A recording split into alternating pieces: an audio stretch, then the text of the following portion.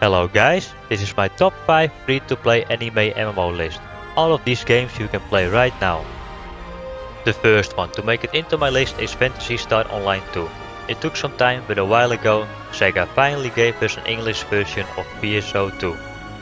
Now, for many this is old news, but PSO2 deserves a spot in this list, because of the amount of players who stick around and are still playing the game right now. And with new Genesis coming soon, which will give a complete overhaul of the game, improving both the graphics and gameplay, while of course adding new features, this game is definitely one to keep in your sight. For the next game we have Soulworker. Soulworker is one of the many hub-based anime MMOs, and there are many games exactly like this. But Soulworker gets a spot on this list because while it does the same, it does it better than its competition.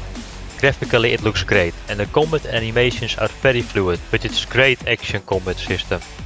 Currently Soulworker is published by Gameforge, but at the end of April they will cease publishing the game.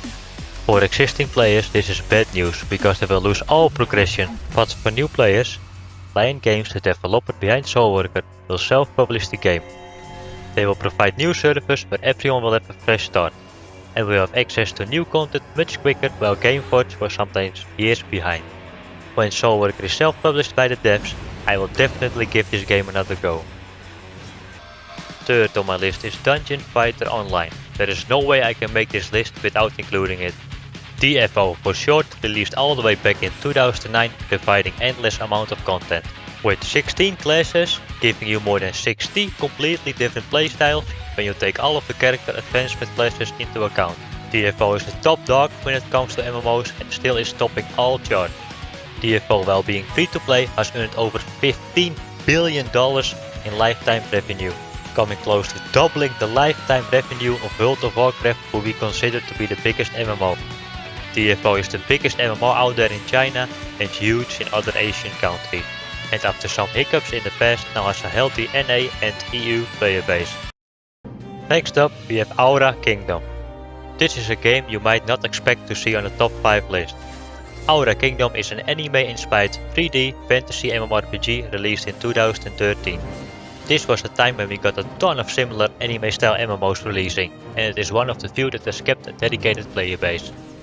Developed by X-Legend, a company well notorious for making games that are very similar to this, I still believe Aura Kingdom is one of the better games they have created.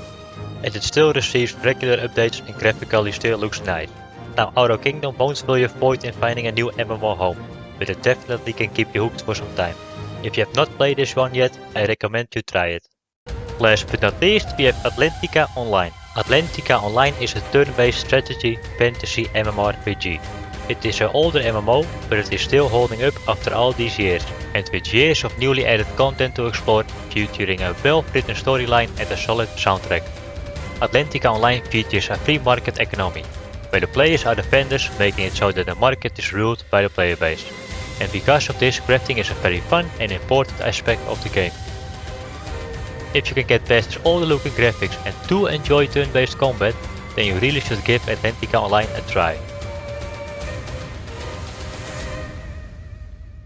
Thank you so much for watching, and before you leave, I want to quickly tell you that on this channel, I will upload regular first look videos of MMO games and gaming news. So if you want to see that, please leave a subscribe.